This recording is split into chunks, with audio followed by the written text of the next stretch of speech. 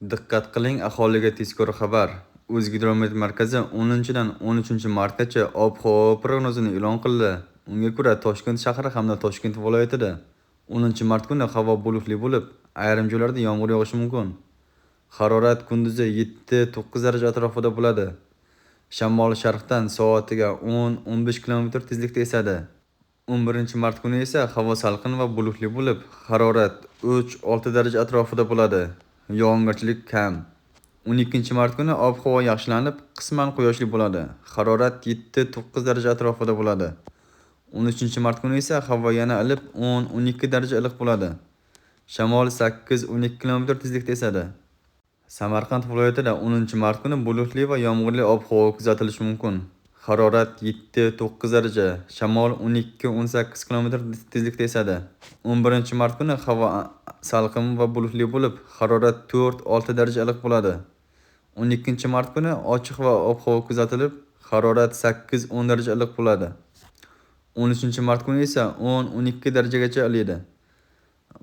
Farg'ona vodiysida, ya'ni Andijon, Namangan hamda Farg'ona viloyatlarida 10-mart kuni bulutli va salqin ob-havo kuzatiladi. Harorat 9-11 daraja iliq, ayrim joylarda yengil yomg'ir bo'lishi mumkin.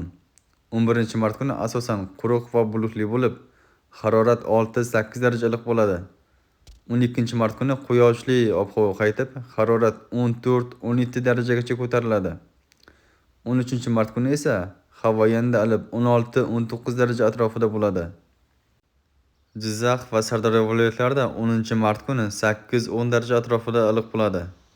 Bulutli va yomg'ir ehtimoli bor. Shamol 12-18 km tezlikda esadi.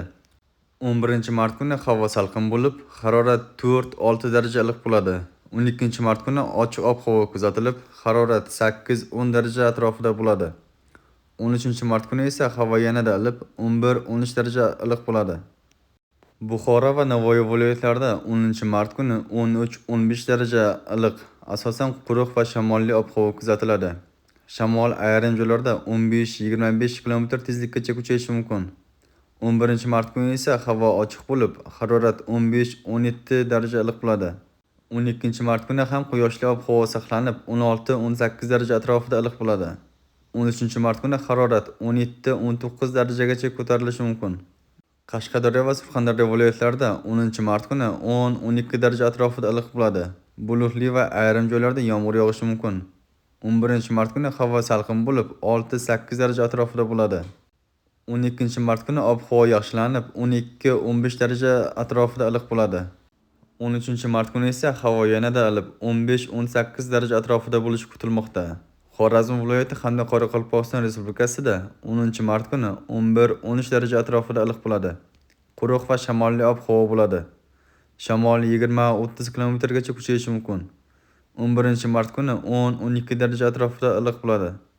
Bulutli ob-havo kuzatiladi. 12-mart kuni havo ochiq bo'lib, 12-14 daraja atrofida iliq bo'ladi. 13-mart kuni esa 14-16 daraja atrofida bo'ladi. O'zingizni asrang, xayr, salomat bo'ling.